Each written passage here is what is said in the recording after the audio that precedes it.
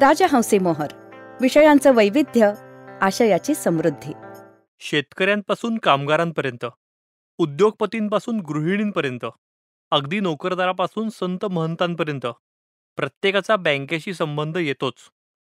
जशी व्यक्तीची अथवा संस्थेची कुठली ना कुठली बँक, तशी बँकांची बँक, साऱ्या देशाची बँक म्हणजे भारतीय रिझर्व्ह बँक.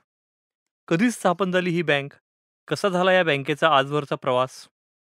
भारतासारख्या खंडप्राय विशाल देशाच्या वाटचालीत महत्त्वपूर्ण सहभाग असणाऱ्या रिझर्व्ह बँकेचा रोचक इतिहास अत्यंत रंजक पद्धतीने सांगणारं पुस्तक म्हणजे गोष्ट रिझर्व्ह बँकेची.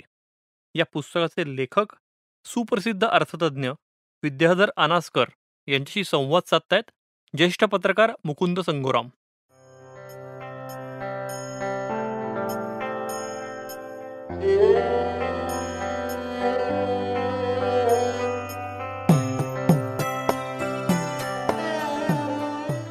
विद्यार्थ्यांचे नमस्कार.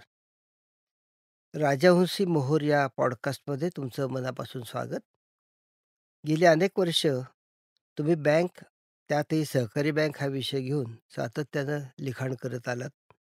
सरकारी बँका आणि सहकारी बँकांशी संबंधित असलेल्या खातेदारांची संख्या गेल्या काही दशकात खूप मोठ्या प्रमाणात वाढते आहे आणि तुम्ही बँकिंग व्यवसायाशी गेली अनेक वर्ष संबंधित आहात. आताही राज्यातल्या सगळ्या जिल्हा बँकांची अपेक्स बँक असलेल्या राज्य सहकारी बँकेचे कार्यकारी संचालक म्हणून गेली काही वर्ष अतिशय कार्यक्षमतेनं काम करतात. त्यामुळे सामान्य माणसाला या व्यवसायाबद्दल शहाणं करून सोडण्याचा तुमचा वसा राजहंस प्रकाशनतर्फे प्रकाशित झालेल्या गोष्ट रिझर्व्ह बँकेची या ग्रंथातही तुम्ही सोडलेला दिसत नाही. मला आठवतंय की तुम्ही बँकांविषयी सर्व काही असंही एक पुस्तकाची सीरीज प्रकाशित केलीत, ज्यामध्ये सामान्य माणसांना बँकांबद्दल असलेल्या अनेक विविध प्रश्नांना उत्तरं तुम्ही दिलीत. अशा अर्थानं बँकिंग हा विषय तुम्ही सातत्यानं खूप जवळून पाहिलात. पण एखाद्या एवढ्या महाकाय भारतासारख्या देशाच्या अर्थकारणाला दिशा देणाऱ्या रिझर्व्ह बँक ऑफ इंडियाची गोष्ट सांगण्याची ही कल्पना तुम्हाला कशी सुचली? तुमचा या बँकेशी यापूर्वी कधी संबंध आला होता का? तसं बघायला जा तर गेली 38 वर्ष मी या कोऑपरेटिव्ह बँकिंग सेक्टरमध्ये आहे आणि या सगळ्या भारतातल्या सगळ्या बँकांवर नियंत्रक म्हणून रिझर्व्ह बँक काम करत असते. त्यामुळे रिझर्व्ह बँक ही आमची रेग्युलेटर आहे. त्यामुळे गेली 38 वर्ष रोज या ना त्या ना कारणाने रिझर्व्ह बँकेचे सर्क्युलर असतील, नियम असतील, रिझर्व्ह बँकेची संबंध तर येतच असतो. परंतु मी राज्य फेडरेशनचा अध्यक्ष या नात्याने आणि नॅशनल फेडरेशनचा उपाध्यक्ष या नात्याने रिझर्व्ह बँकेवर मी गेली 12 वर्ष निरनिराळ्या राज्यांचं प्रतिनिधित्व करतो. म्हणजे रिझर्व्ह बँकेने प्रत्येक राज्यातल्या नागरी सहकारी बँकांकरता एक टास्क फोर्स म्हणून एक गठन केलंय. त्यावेळी महाराष्ट्र, गुजरात, गोवा, जम्मू-काश्मीर, राजस्थान या 5 राज्यांचा प्रतिनिधी म्हणून रिझर्व्ह बँकेवर मी गेली 12 वर्ष कार्यरत आहे. त्याचप्रमाणे रिझर्व्ह बँकेच्या स्टँडिंग ॲडव्हायझरी कमिटीवर पण मी गेली 12 वर्ष आहे.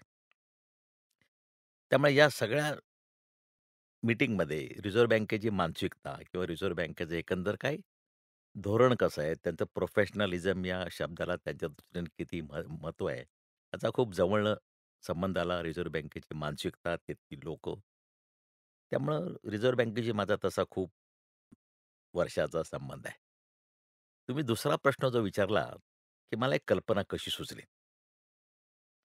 हा पण एक मजेशीर गोष्ट आहे त्यामागं. मध्यंतरी कोविडच्या काळामध्ये मी नितीन गडकरी साहेब यांचा वेबिनार आयोजित केला होता. आणि त्या वेबिनारमध्ये माझ्या आजपर्यंतच्या अनुभवानुसार मी असं निवेदन केलं होतं, की या सगळ्या नागरी सहकारी बँकांचं रेग्युलेशन, नागरी सहकारी बँकांचं सुपरविजन रिझर्व्ह बँकेच्या ऐवजी नाबार्डकडे द्यावं. आणि त्याला गडकरी साहेबांनी पाठिंबा दिला. कारण मी त्यावेळी म्हटलं होतं, की NABARD knows cooperative better than RBI. Gadkari साहेबांनी त्याला पाठिंबा दिला. दुसऱ्या वर्षी खूप मोठमोठ्या बातम्या झळकल्या आणि गडकरी साहेबांनी सांगितलं, "याचा एक संपूर्ण एक पेपर तयार करून तुम्ही मला द्या. मी केंद्रामध्ये त्याची मांडणी करतो. केंद्र शासनाकडे हा प्रस्ताव ठेवतो." आणि मी अभ्यास करायला लागलो. आणि अभ्यास करत असताना किंवा नेमकं रिझर्व्ह बँकेचं कंट्रोल नागरी सहकारी बँकांवर कधी आला, कसा आला? 1963 ते मिनिट्स वगैरे वाचत असताना मला असा एक शोध लागला, की पूर्वी 1928 साली भूपेंद्र मित्रा कमिटी ती स्थापन केली होती. त्या कमिटीच्या रिपोर्टमध्ये असं होतं, की बाबा सहकारी बँकांचं संपूर्ण कार्यपद्धती वेगळी आहे. जॉइंट स्टॉक कंपन्यांसारखी ती कार्यपद्धती नाही. त्यामुळे त्यांना सांभाळण्यासाठी रिझर्व्ह बँकेने एक स्वतःचं एक वेगळं कृषी पतपुरवठा विभाग म्हणजे ॲग्रीकल्चर डिपार्टमेंट स्थापन केलं पाहिजे. आणि ते त्याने स्थापन केलं होतं. आणि सबसिक्वेंटली ते ॲग्रीकल्चर क्रेडिट डिपार्टमेंटचं कन्व्हर्जन 1982 साली नाबार्डमध्ये झालं. त्यामुळे माझ्या म्हणण्याला 1928 सालापासून ती पुष्टी अगदी. मिळाली तो उल्लेख या पुस्तकात आहे. आहे. आणि मग मी म्हणालो, की बाबा ही रिझर्व्ह बँक आम्हाला फसवतीये. कारण का स्थापनेपासूनच सुरुवातीपासूनच ठरलं होतं. पण रिझर्व्ह बँकेने ते कधी कोणाच्या निदर्शनास आणून दिलं नाही. मग मात्र मी असं मला ते गोष्ट खूप आवडायला लागलं. मग मी अभ्यास करायचा ठरवला आणि खूप खोलात शिरलो. त्या पाठीमागे मला खूप एक ब्रिटिश लायब्ररी असेल, अमेरिका स्थित न्यूयॉर्कमध्ये एक जेस्टॉर ऑनलाईन लायब्ररी आहे. आणि एक गोष्ट मला प्रकाशाने साहेब सांगावीशी वाटते, की भारतात जे काही मला स्टडी मटेरियल मिळालं नाही, ते परदेशात मिळालं.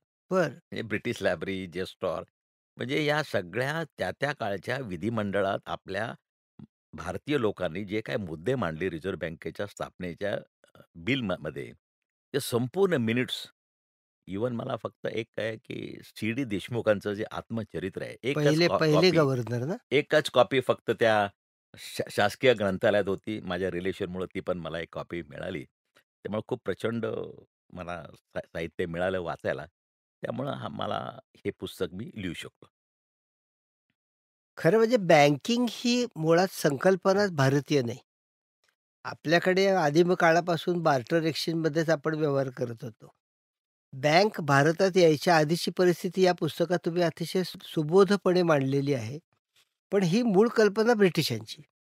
त्यामुळे ब्रिटिशांनी ही जगात आणली आणि तिचा विस्तार केला आणि त्याद्वारे त्यांचं म्हणजे ब्रिटिशांचं हित जास्तीत जास्त कसं जपता येईल, असाच विचार केला. ज्या काळात संपूर्ण जगावर सूर्य कधी मावळत नव्हता, अशा एवढ्या साम्राज्यावर ब्रिटिशांची सत्ता होती.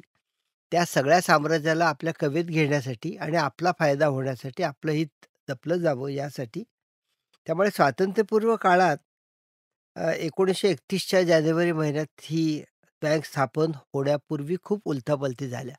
तुम्ही जे आता 1928चा उल्लेख केलात, त्यामध्ये खूप राजकारण पण होतं. पण त्या काळात भारतातल्या अनेक लोकांनी, अगदी महाराष्ट्रातल्या सुद्धा अनेक लोकांनी त्यामध्ये खूप मोलाचं, महत्त्वाचं योगदान दिलं. तर एक राजकारण आणि अर्थकारण आणि याच्या बरोबरीनं समाजकारण याचा एक असा विशाल पट या रिझर्व्ह बँकेच्या स्थापनेच्या संपूर्ण काळात उलगडत गेला. रिझर्व्ह बँकेच्या या स्थापनेमध्ये या सगळ्या राजकारणाचं आणि अर्थकारणाचं नेमकं योगदान काय होतं असं तुम्हाला वाटतं? यामध्ये भारतीयांचं योगदान भरपूर होतं, भारतीयांचं. तुम्ही म्हटलात ते बरोबर आहे, की ही कल्पना बँकिंग ही कल्पना ब्रिटिशांचीच. आपल्याकडं त्यावेळी पूर्वी बार्टर सिस्टम होती. वस्तूला वस्तू देवाण-घेवाण होत होत्या. 1694 साली बँक ऑफ इंग्लंडची स्थापना झाली आणि बँक ऑफ इंग्लंडची स्थापना झाल्यानंतर 1773 साली वॉरन हेस्टिंग्सनी ती भारतामध्ये आणली. आणि त्या काळात वॉरन हेस्टिंग्सच्या काळामध्ये तुम्हाला माहिती आहे, की ईस्ट इंडिया कंपनी दुहेरी राजकारण करत होतं, की व्यापार पण करायचा आणि त्यातलं राज्यकारभार त्यावेळच्या नवाबांकडं देत असेल, त्यांच्याकडे आपले सैन्य ठेवायचं. तो पण कंट्रोल होता आणि हाही कंट्रोल होता. तर महसूल गोळा करायचं काम ते करायचे त्या काळात. आणि हा महसूल गोळा केलेला ईस्ट इंडिया कंपनीचे त्यावेळचा प्रमुख मुख्य कार्यालय कलकत्त्यामध्ये होतं. हा गोळा केलेला महसूल तिकडे पाठवायचा कसा? आणि हा पाठवत असताना दरोडेखोराची भीती आहे, अंगडियांच्या विश्वासाचा प्रश्न आहे आणि एक लांबचं दूरचं अंतर आहे. त्यामुळे त्यांनी त्या काळामध्ये 14 जिल्हे होते वॉरन हेस्टिंग्जच्या काळामध्ये. त्याने प्रत्येक जिल्ह्यामध्ये एक कोषागार स्थापन केलं. त्याने सांगितलं महसूल इथं ठेवायचा आणि मग ते हुंडी द्यायची. त्यामुळे ते कोषागार म्हणजे तसं बघायला गेलं तर आजचं जिल्हा बँक, हो. त्या काळात जिल्हा बँक म्हणून ते कोषागाराचे हे होतं. बरं. त्यामुळं एक ईस्ट इंडिया कंपनीपासून एक बँकिंगची संकल्पना हे आली आणि त्याच्यानंतर 1858 मध्ये ज्यावेळेला हे संपूर्ण ईस्ट इंडिया कंपनीकडं भारताची सूत्र ब्रिटिश पार्लमेंटकडे गेली. त्यावेळी गव्हर्नमेंट ऑफ इंडिया ॲक्ट आला. त्यामुळे 1858 पासून 1920 पर्यंत तुम्ही तो उल्लेख खूप छान केला ते बरोबर आहे. ब्रिटिशांनी स्वतःचा फायदा, स्वतःचा स्वार्थ आणि या भारतीय जनतेला कसं लुटायचं, या दृष्टीने विनिमयामध्ये, चलन व्यवस्थेमध्ये, विनिमय दरामध्ये चढ-उतार करून, हे करून त्यांना कसं लुटायचं आणि हे करत असताना एक मला मुद्दामून आवर्जून उल्लेख करावासा वाटतो. बाबासाहेब आंबेडकरांनी त्यावेळेला 1858 ते 1920 या काळामध्ये चलन व्यवस्था कशी होती आणि ती कशी बदलत गेली. ब्रिटिशांनी ते कसं-कसं बदललं स्वतःच्या स्वार्थाकरता, याचा अत्यंत शास्त्रोक्त अभ्यास केला. आणि त्या शास्त्रोक्त अभ्यास करून त्यांनी स्वतःचं एक problem of rupee, its origin and solution अशा प्रकारे ग्रंथ प्रकाशित केला 1923 मध्ये. 1925 मध्ये पंचम जॉर्जनी त्यावेळी सगळं हे वातावरण पेटलं होतं आणि त्यावेळी त्यांनी एक रॉयल कमिशनची नेमणूक केली आणि त्यांना सांगितलं भारतातली चलन व्यवस्था स्थिर करण्यासाठी, त्यात ते दोष हे दुरुस्त करण्यासाठी त्याने ते कमिटीची स्थापना केली. कमिटीमध्ये नेहमी ब्रिटिशांचं एक होतं. कमिटीमधले जेवढी सदस्यांची संख्या असेल, त्यापैकी समजा या कमिटीत 9 सदस्य होते, तर 4 भारतीय आणि 5 ब्रिटिश.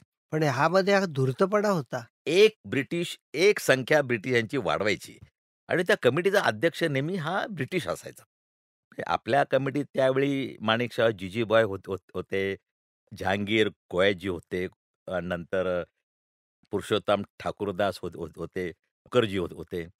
4 लोकांनी ते सगळ्या लोकांनी मग ठरवलं, की नाही, नाही चलन व्यवस्था जर सुस्थितीत आणायची असेल, तर एक त्रयस्थ संस्था, स्वायत्त संस्था पाहिजे.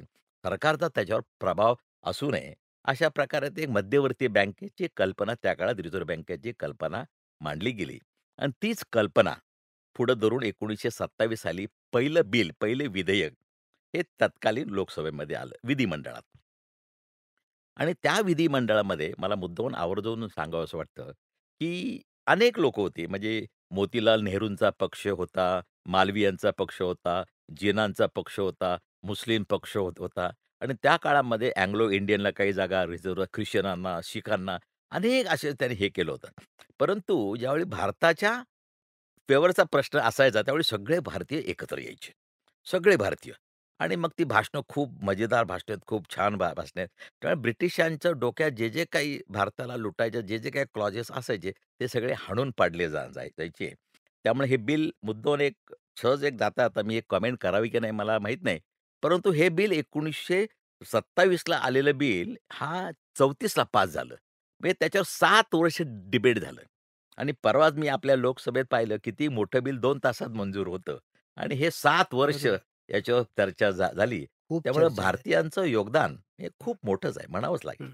नाही पण त्या काळात रिझर्व्ह बँक स्थापन व्हायच्या आधी बॉम्बे बँक, इम्पिरियल बँक अशा बँका होत्या ना? होत्या ना.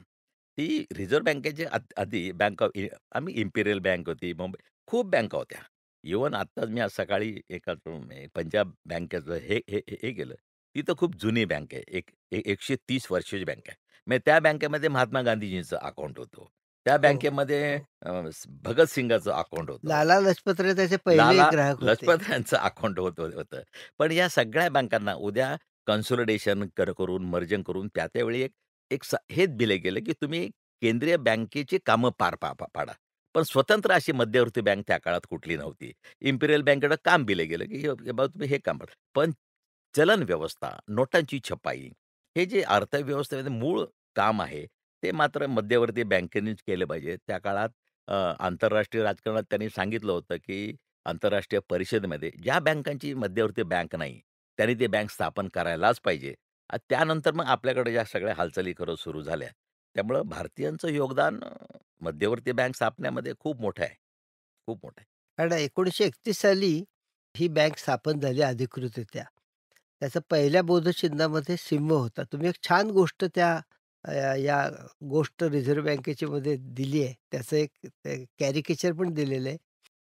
तो सिंह जाऊन त्या ठिकाणी वाघ आला. वाघ आला. काय नेमकी ती स्टोरी आहे? गंमत अशी आहे, त्या काळात पहिल्यांदा विचार असा होता, की ही बँक खाजगी करायची का सरकारी? त्यामुळे शेअर होल्डर खाजगी करून घ्यायचं ठरलं होतं. कारण का सरकारने जर एकदम पैसा काढून घेतला तर काय होईल? सरकार अडचणीत आलं तर काय होईल? वगैरे, वगैरे. त्यामुळं त्यावेळी शेअर होल्डर काहीतरी बँकेचं बोधचिन्ह असावं, असं एक त्यावेळी नक्की, कारण त्या शेअर सर्टिफिकेटवर बोधचिन्ह छापायचं होतं, प्रिंट करायचं होतं. आणि बोधचिन्ह तर कुठल्याही संस्थेला असलंच पाहिजे. त्यामुळे त्यावेळेच्या कमिटीनं त्यावेळी ईस्ट इंडिया कंपनीचं बोधचिन्ह असं होतं, की एक पाम ट्री होता, ताडाचं झाड होतं आणि त्याच्या खाली उभा असलेला सिंह हे त्यांचं चिन्ह होतं. आणि त्यावेळी कलकत्त्यामध्ये ईस्ट इंडिया कंपनीचं ऑफिस होतं. त्यामुळे तिथं कलकत्त्यामध्ये गल्लीबोळा जेवढी स्मारकं आहेत, त्या सगळ्यांवरती ते बोधचिन्ह असायचं. कारण का ईस्ट इंडिया कंपनीचं होतं. त्यामुळं कमिटीने ते बोधचिन्ह पहिल्यांदा सिलेक्ट केलं. पण आपली भारतीय लोकं तिथं होती. त्यांना त्यात भारतीयत्व काही दिसेना. आमचं काहीतरी पाहिजे. त्यामुळे त्यावेळी भारताचा प्राणी जो राष्ट्रीय प्राणी वाघ होता. आणि त्यावेळी बेंगॉल पॅन्थर तिथं कलकत्ता बेंगॉल टायगर. मध्ये हो. त्यांनी सांगितलं इथं वाघ पाहिजे. कारण का भारतीयत्वाची तिथं जावणी झाली पाहिजे. ब्रिटिशांचं बोधचिन्ह नको मला. आणि मग वाघ पाहिजे तर कुठला वाघ पाहिजे? चित्र कुठल्या वाघाचं निवडायचं? आणि त्या काळामध्ये कलकत्तामध्ये बेल्देर इस्टेट आहे. तिथं 1835 साली एका अँग्लो इंडियन माणसानी एक वसाहत उभी केली. घर मोठे बंगले बांधले आणि ते बंगले पुढं 1854 मध्ये ईस्ट इंडिया कंपनी विकत घेतले. 1858 साली ज्यावेळी ईस्ट इंडिया कंपनीकडून सगळी सूत्र ब्रिटिश पार्लमेंटकडे गेली, त्यावेळी ब्रिटिश अधिकारी तिथं राहायला लागले. पहिले व्हॉइसरॉय तिथं राहत होते. त्यामुळे व्हॉइसरॉयच्या गेटवरती तो वाघ होता. हं. तो वाघ घ्यावा असं. पण तो वाघ नेमका तो बंगला बांधताना ज्या अँग्लो इंडियन माणसांनी बांधला होता, त्यावेळी बेंगॉल पॅन्थर तिथं त्यांनी हे केला होता. त्या ईस्ट इंडिया कंपनीचं बोधचिन्ह त्यांनी वापरलं नव्हतं. म्हणून त्यांनी तो वाघ घेतला आणि मग त्यावेळचे जेम्स टेलर म्हणून आपले गव्हर्नर होते आर-बी-आयचे. त्यांना काही ते आवडलं नाही. त्यांना ते पाहिजे होता सिंहच पाहिजे होता. पण त्यावेळी त्यांनी असं एक पत्र लिहिलं, ते रेकॉर्डर आहे. या वाघाचं तोंड हे कुत्र्यासारखं दिसतंय. त्यामुळं हा वाघ नाहीच आहे. बरं. रेकॉर्डर पत्र आहे ते. पण भारतीयांनी सांगितलं, "नाही, नाही, आता आम्हाला वेळ नाही. लवकरच शेअर सर्टिफिकेट छापायचं आहे. त्यामुळे हे चिन्ह असलं पाहिजे." त्यामुळे तो सिंह जाऊन तो वाघ आला. त्यामुळं मी ते मुद्दामून ते गोष्टी रूपाने लिहिलेलं आहे, की भारतीयांनी कसं स्वतःचं भारतीयत्व त्या चिन्हामध्ये दाखवण्यासाठी ते सिंह कसा घालवला आणि वाघ कसा आला त्याची ती रंजक स्टोरी आहे ती. फारच छान. 31 ते 47 कारण तुम्ही आता 1858 चा उल्लेख केलात. मला त्याच क्षणी लक्षात आलं, की 1860 साली त्यांनी पहिला इन्कम टॅक्स कायदा आणला आणि सगळी भारताची अर्थकारणाची सूत्रच ताब्यात घेतली. म्हणजे पैसे वसूल करण्याची सर्व व्यवस्था ब्रिटिशांनी आपल्याकडे ठेवली. पण रिझर्व्ह बँकेच्या बाबतीत स्वातंत्र्य मिळेपर्यंतचा जो 17-18 वर्षांचा काळ होता, तो खरा या बँकेच्या जडणघडणीचा काळ होता. त्या काळात ब्रिटिशांचा वर्चस्व होता असणं स्वाभाविक होतं. म्हणजे नोटा छापणं आणि देशातल्या बँकिंग व्यवसायावर नियंत्रण ठेवणं, या उद्दिष्टांपासून स्वातंत्र्यानंतरच्या काळात ही बँक ढळली, असं म्हणता येईल का? अवघड प्रश्न आहे. परंतु मी संपूर्ण ढळली असं म्हणणार नाही. परंतु एक नक्कीच, की जी काही कोर बँकिंग बिझनेस होता. कारण एक मला मुद्दाम इथं सांगावसं वाटतं, की बँक खाजगी असावी का सरकारी असावी? या वादामध्ये शेवट मध्य असा ठरला, की सरकारी त्याला सरकारचं प्रोटेक्शन असायला पाहिजे. त्यामुळे सरकारच्या आश्रयानं स्वायत्तता असावी. हे सूत्र पाळलं गेलं. पण सरकारच्या आश्रयानं रिझर्व्ह बँकेला नंतर तेव्हापासून आजपर्यंत कधीच स्वायत्तता मिळाली नाही, हे माझं स्पष्ट मत आहे. कारण का त्यामध्ये रिझर्व्ह बँकेच्या प्रत्येक निर्णयामध्ये आज शासनाचा हस्तक्षेप तेव्हापासूनच आहे. इव्हन गव्हर्नरांच्या नेमणुका देखील राजकीय पद्धतीने झाल्या. इव्हन त्या काळात तुम्ही इतिहास बघायला जाल, तर त्यावेळचे गव्हर्नर आणि वित्तमंत्री यांचं नेहमी कडाक्याचं भांडण व्हायचं, खडाजंगी व्हायची. एक तर टी-टी-के म्हणजे टी-टी कृष्णमाचारी, जे टी-टी प्रेशर कुकरचे मालक होते. ते वित्तमंत्री होते. त्यांचं तत्कालीन जे रामाराव यांचं इतकं विकोपाला भांडण गेलं, एकमेकाच्या अंगावर धावून जाण्यापर्यंत गेलं. पंडित जवाहरलाल नेहरूंना नाईलाज असतो. त्या वित्तमंत्र्यांच्या बाजूने उभं राहावं लागलं. त्यांच्या मनाला पटत होतं, की गव्हर्नर बरोबर वागतायत. पण त्याला रामाराव यांचा राजीनामा घ्यावा लागला. पुढे प्रत्येक निर्णयात तुम्ही बघायला जाल, प्रत्येक निर्णयात नोटाबंदी असेल 1946 ची सी.डी. देशमुखांच्या मनाविरुद्ध झाली. 78 ची नोटाबंदी मोरारजींच्या काळातली ती पण विरुद्ध झाली. त्यामुळे सगळे पॉलिटिकल निर्णय या गव्हर्नरांना घ्यावे लागले. त्यामुळं एकंदरीतच तुम्ही आपल्या उद्दिष्टापासून उद्दिष्ट चालू ठेवत होते, पण त्यामध्ये खूप म्हणजे अवमूल्यन असेल 1965चं किंवा जे काय आहे त्यामध्ये सरकारी हस्तक्षेप खूप होता. नाही, कारण स्वायत्ततेचा प्रश्न बँकेच्या स्थापनेपासून खूप मोठ्या प्रमाणावर चर्चेला गेला. तर नशीब केळकरांनी त्या बाबतचं ते मत व्यक्त केले, ते नंतर खोडलं गेलं. पण पहिल्यांदा जेव्हा त्याचे शेअर्स काढले, त्या शेअर्सच्या खरेदीसाठी झुंबड उडाली आणि प्रचंड भारतातल्या सगळ्या लोकांनी त्याला खूप साथ प्रतिसाद दिली दिला. असं खूप म्हणता मोठा येईल. प्रतिसाद दिला. पण तो सगळा जो खल होत राहिला, त्यानंतर गेल्या 75 वर्षात असं म्हणूयात आपण, या बँकेची खरोखर ही सरकारी बँक आहे का ही बँक स्वायत्त आहे? का ही बँक स्वतंत्रपणे धड ना स्वायत्त, धड ना सरकारी अशा अवस्थेत आहे? काय नेमके मूलभूत बदल या गेल्या पाऊणशे वर्षात झाले? हे म्हणून सांगितलं, की खाजगी क्षेत्रात पण धोके खूप होते. खाजगी लोकांची गुंतवणूक होती. ती धोके टाळण्याकरता सगळ्यांनी ठरवलं, की आमच्याच भारतीय संसदेमधल्या आमच्या भारतीय प्रतिनिधींनी, की याला सरकारचा आश्रय पाहिजे. म्हणजे कुंपण पाहिजे. पण स्वायत्तता पाहिजे. सरकारचं कुंपण ठेवून स्वायत्तता ही संकल्पनाच खरी जुळली नाही म्हणा. कारण जिथं आपण सरकारची मदत घेतो, तिथं सरकारचा हस्तक्षेप हा असणारच. त्यामुळं योगायोगाने आहे. त्यामुळं हा हस्तक्षेप होत राहिला. त्यामुळं तसं काही स्वायत्तता त्याला मिळेल. इव्हन ब्रिटिशांच्या काळात पण सतत भांडणं होतच होती. नाही असं नाही. गव्हर्नरांमध्ये आणि सरकारमध्ये. सी.डी. देशमुख त्यातल्या त्यात थोडेसे कडक वागत होते. पहिले गव्हर्नर. हां, पण मग स्वातंत्र्यानंतर ज्यावेळी पाकिस्तानला 55 कोटी रुपये द्यायचा प्रश्न आला, त्यावेळेला पण आपले वल्लभभाई पटेलांनी सांगितलं, की या पैशाचा उपयोग हा काश्मीर विरुद्धचे शस्त्र विकत घेण्याकरता करतील. वास्तविक पाहता रिझर्व्ह बँकेचं म्हणणं वेगळं होतं. आम्ही ॲग्रीमेंट आहे. पण त्यावेळी सी.डी. देशमुखांना पण त्यातनं मार्ग काढावा लागला. त्यांनी असं सांगितलं, की चालाक हुशार होते ते. त्यांनी सांगितलं, "जोपर्यंत पाकिस्तानमधल्या पैशाचा हिशोब येत नाही, तोपर्यंत आम्ही काही पैसे देऊ शकत नाही." दुसरं कारण फार सांगितलं. हुशारीनं उत्तर दिलं. त्या काळामध्ये कोणाला माहीत असेल, पण भारतीय रिझर्व्ह बँक ही 4 देशांची बँक होती. म्हणजे पाकिस्तानची पण बँक आपणच होतो, सिलोनची पण बँक आपणच होतो, बर्माची पण बँक आपणच होतो. म्यानमार आता ते. म्हणजे स्वातंत्र्यानंतर 1.5 वर्ष आपण पाकिस्तानचे पैसे नोटा आपण छापत होतो. त्यामुळं या सगळ्या याच्यामध्ये आपल्या बॉडीवरती पाकिस्तानचे पण 2 प्रतिनिधी असायचे सुरुवातीला. जरी पाकिस्तान स्वतंत्र झालेलं असलं तरी देखील. त्यामुळे एकंदरीतच स्वायत्तता ही त्याला मिळाली नाही. कारण काय संपूर्ण राजकीय जे काही हे होते त्यामुळे तेवढं ते काम करू शकले नाहीत स्वतंत्रपणे. हे मानावंच लागेल. कटू सत्य आहे ते. पण विद्यार्थ्यांची हे सगळं खरं आहे. गेल्या आठवड्यात एक बातमी खूप गाजली. व्हेनेझुएलामध्ये त्यांचं जे बोलिव्हर नावाचं चलन आहे, त्याची किंमत इतकी खाली उतरली, की काहीशे म्हणजे ₹1200-1300 एक बोलिव्हर, इतकी त्याची किंमत कमी झाली. जगातल्या अनेक देशात अशा घटना सारख्या घडतात. त्यांची चलनाची किंमतच इतकी कमी होते, ते की अवमूल्यन झालं खूप अवमूल्यन वेळेला. होतं, की हं. त्यांची परिस्थिती बिकट होते. भारतात निदान आत्तापर्यंत असं कधी झालंच ऐकिवात नाही. म्हणजे माझ्या तरी वाचनात नाही. तुम्ही अभ्यासकात तुम्हाला माहिती असेल. तर याचं श्रेय रिझर्व्ह बँकेला द्यायचं का? 100% याचं श्रेय रिझर्व्ह बँकेलाच द्यावं लागेल. कारण का तुम्ही व्हेनेझुएलाचा विषय काढला, बोलिव्हर त्यांचं चलन आहे. त्यांनी सार्वजनिक खर्च करण्यासाठी नोटाची छपाई केली भरमसाठ. सार्वजनिक खर्च करण्यासाठी. त्या नोटांच्या छपाईचा आणि उत्पादकतेचा काही संबंधच नाही राहिला. म्हणजे कुठल्याही देशाला आपलं चलन स्थिर ठेवायचं असेल आणि त्यातली विनिमयता जर ठेवायची असेल आणि लोकांवरचा विश्वास त्या चलनावरचा ठेवायचा असेल, तर बाजारात जेवढ्या नोटा सर्क्युलेशनमध्ये आहेत, त्या नोटांच्या किमती इतकी मालमत्ता त्या बँकेकडे पाहिजे.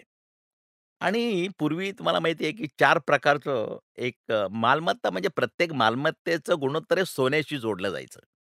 त्यामुळं सोन्याच्या प्रमाणात म्हणजे भारताने पण रिझर्व्ह बँकेने सोने गुणोत्तर प्रणाली स्वीकारली होती. त्या काही काही ठिकाणी 100% सोन्यामध्ये त्याचं रूपांतर असतं. मग ती नोट मात्र 100% त्या नोटाला कधी धोका नाही. कारण जेवढ्या नोटा मार्केटमध्ये तर 100% सोनं तुमच्याकडे असतं.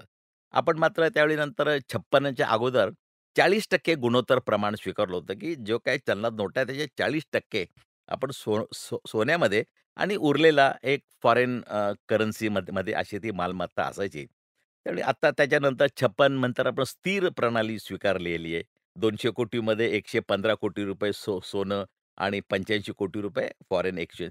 त्यामुळे रिझर्व्ह बँकेने एक बघितलं आजपर्यंत, त्याचं श्रेय रिझर्व्ह बँकेला दिलं पाहिजे, की आपल्या चलनातली स्थिरता आणि विनिमयता हे राखायचे असेल तर अव्वाच्या सव्वा कधी त्यांनी नोटाची छपाई केली नाही आणि नोटाच्या छपाईचा संबंध उत्पादकतेशी जोडत गेले. तुम्ही जर उदाहरण दिलं व्हेनेझुएलाचं, त्यात तर साहेब तुम्हाला आश्चर्य वाटेल, लोकांना कळू नये म्हणजे आम्ही काय करतो. त्यामुळं सरकारने जेवढे अर्थतज्ञ होते, जेवढ्या वेबसाईट होत्या, त्या सगळ्या अर्थतज्ञांना अटक केली, वेबसाईट बंद केल्या बरं. आणि काळ्या बाजारामध्ये तुम्ही जर बघायला जाल, हा सगळा व्यवहार काळ्या बाजारात म्हणजे काळ्या बाजारातला दर आणि फरकाचा दर यामध्ये खूप मोठी तफावत पडायला लागली.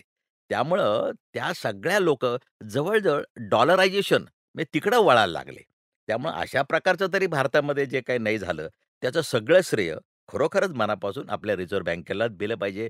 त्यांचा अनेक अडचणी आल्या, दुष्काळ आला. अवमूल्यन एकदाच केलं.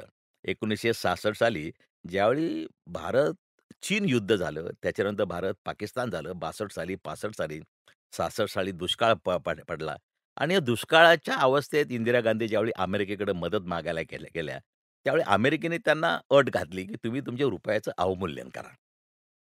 ते पण मान्य नव्हतं खरं खरं, पण जागतिक प्रेशर एवढं होतं त्या काळामध्ये. तेव्हाच एकदा फक्त 36% ने अवमूल्यन केलं गेलं. त्याच्यानंतर मात्र कधीही रिझर्व्ह बँकेने पण त्या काळची परिस्थिती अवघड होती. लोकसंख्या वाढत होती. दुष्काळ पडला होता आणि एकंदरीतच भारत-पाकिस्तान आणि भारत-चीनच्या वॉरमुळे एक तुफान एक सरकारवरती एक खूप खर्चाचं बर्डन आलं होतं. त्यावेळी ते एक झालं अमेरिकेच्या दबावामुळं. पण अन्यथा मात्र रिझर्व्ह बँकेने कधीही आपल्या चलनाची स्थिरता ही राखली असंच म्हणावं पण लागेल. त्यालाच जोडून पुढचा प्रश्न आपोआप असा येतो, की देशाची अर्थव्यवस्था सुरळीत करणं, त्यासाठी प्रसंगी कठोर निर्णय घेणं, या कर्तव्यात रिझर्व्ह बँकेने कधी कसूर केली असं तुम्हाला वाटतं का?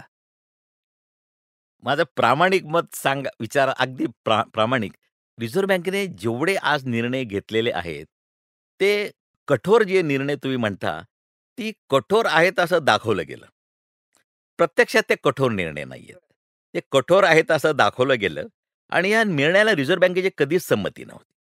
म्हणजे आजही सांगतो, की नोटाबंदी जेवढ्या झाल्या 1946 पासून 78 पासून आत्तापर्यंत 2016 पर्यंत या नोटाबंदीच्या काळात एकच कारण दिलं गेलं सरकारच्या वतीने, की काळा पैसा बाहेर काढणं. परंतु तेव्हा पण पहिल्या नोटाबंदीला पण 95% नोटा परत आल्या. 78 आजपर्यंत आज तर 99.2% परत आल्या. अजून थोडा वेळ दिला असता तर 100% परत आल्या असत्या. त्यामुळं असं कुठेही नाही, की रिझर्व्ह बँकेने कठोर निर्णय इव्हन मला एकदा थोडंसं स्पष्ट बोललो तर हे होईल.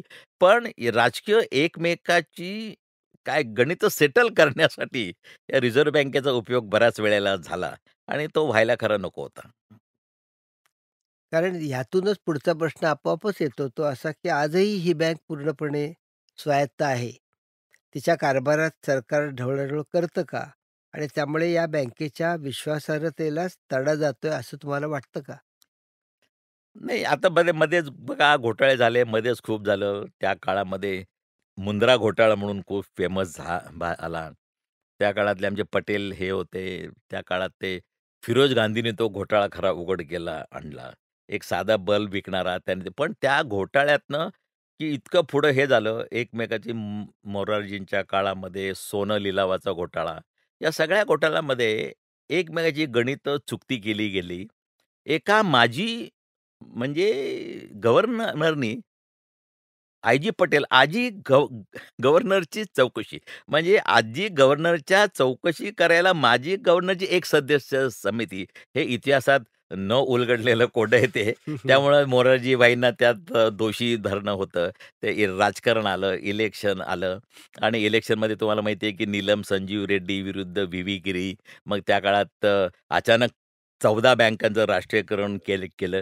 हे सगळे निर्णय कठोर जरी वाटत असले तरी ते राजकीय प्रणीतच निर्णय होते. त्यामुळे आजही माझं असं ठाम मत आहे, की रिझर्व्ह बँकेला कुठेही सरकारची सल्लामसलत केल्याशिवाय त्यांना कोणतेही निर्णय घेता येत नाहीत आणि त्यांनी घ्यायचा प्रयत्न केला, तरी मध्ये-मध्ये अनेक गव्हर्नरांना राजीनामा द्यावा लागला.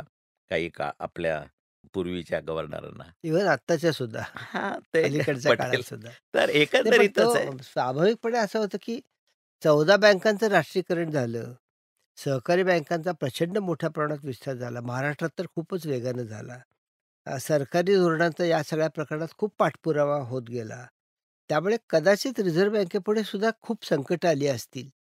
या ग्रंथात तुम्ही त्या संकटांचा खूप वेगवेगळ्या प्रकरणात वेगवेगळ्या पद्धतीनं त्याचा उल्लेख केलेला आहे.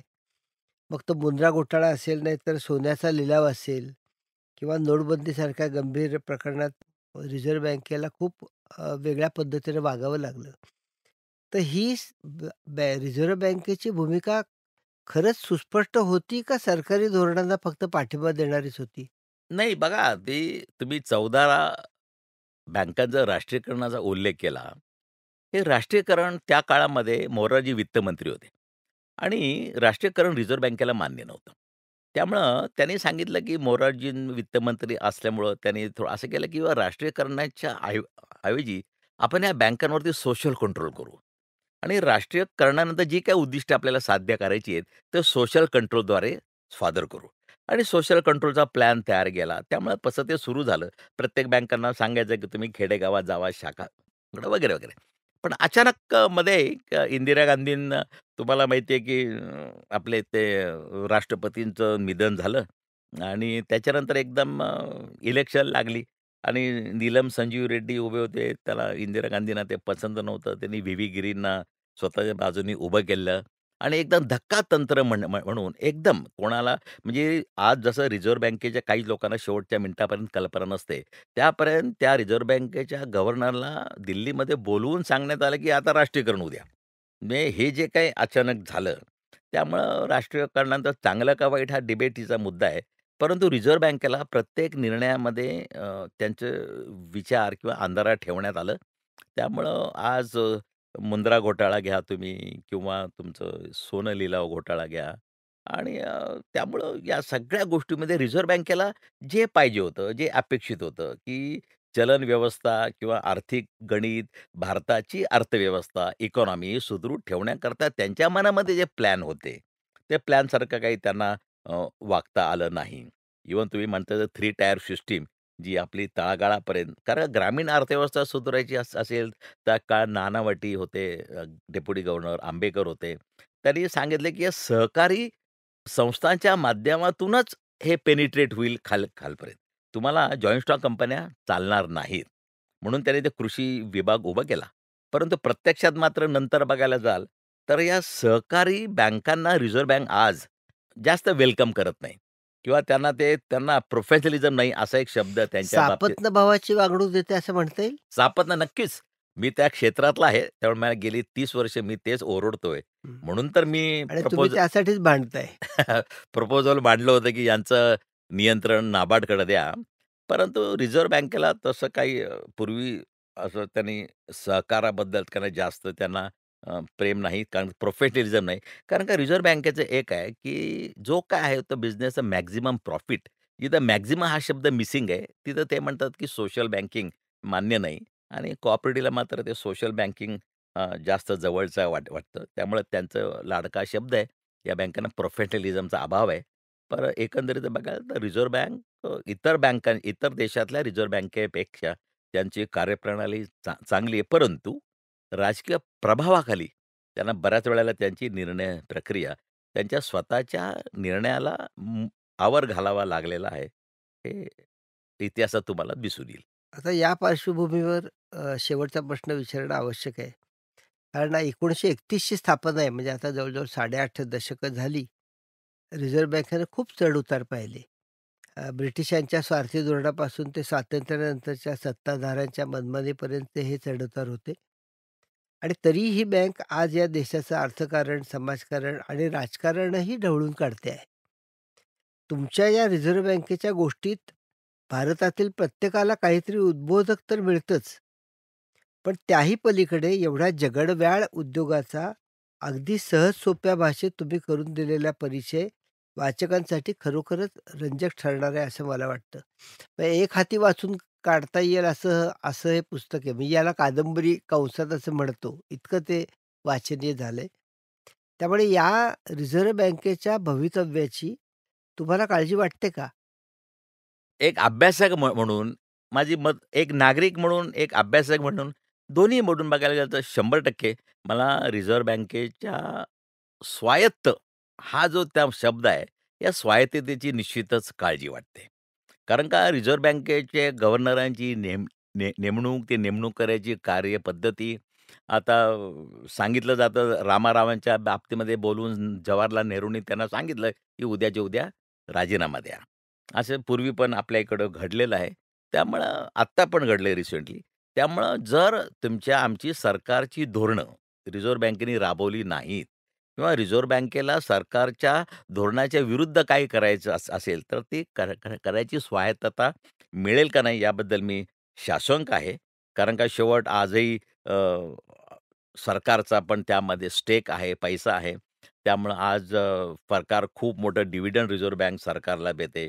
मध्यंतरीच्या काळामध्ये रिझर्व्ह बँक ऑफ इंडिया ॲक्टमध्येच बदल केला गेला आणि या असं सगळ्या हे गोष्टी पहिल्यांदाच घडलं मला वाटतं. हां, पहिल्यांदा. पण ह्या सगळं करत असताना रिझर्व्ह बँकेला जी स्वायत्तता पाहिजे, ती मिळेल का नाही याबद्दल 100% मी का, संपूर्ण देशातले जे काही अर्थकारण या क्षेत्रातील लोकं आहेत, ती साशंक आहेत, असं म्हणायला हरकत नाही. इतक्या छान मनमोकळ्या गप्पांबद्दल तुमचे मनापासून आभार. धन्यवाद. धन्यवाद मुकुंदराव. खूप खूप खूप आभारी आहे. गोष्ट रिझर्व्ह बँकेची या पुस्तकाची लिंक आम्ही या एपिसोडच्या डिस्क्रिप्शनमध्ये देतोय. त्यावर क्लिक करून तुम्ही हे पुस्तक घरपोच मागवू शकता. एपिसोड आवडला असेल तर आमचा चॅनल नक्की लाईक करा, सबस्क्राईब करा. तसंच या एपिसोडची लिंक तुमच्या फ्रेंड सर्कलमध्ये, नातेवाईकांनी नक्की शेअर करा. राजहंसी मोहोर हा आपला पॉडकास्ट Spotify, Apple पॉडकास्ट, गाना, Amazon म्युझिक, जिओ सावन अशा लीडिंग प्लॅटफॉर्मसह राजहंस प्रकाशनाच्या यूट्यूब चॅनलवरही ऐकण्यासाठी मोफत उपलब्ध आहे. राजहंसी मोहोर पॉडकास्ट ही राजहंस प्रकाशनाची निर्मिती असून साऊंड्स ग्रेटची 2025 ची प्रस्तुती आहे.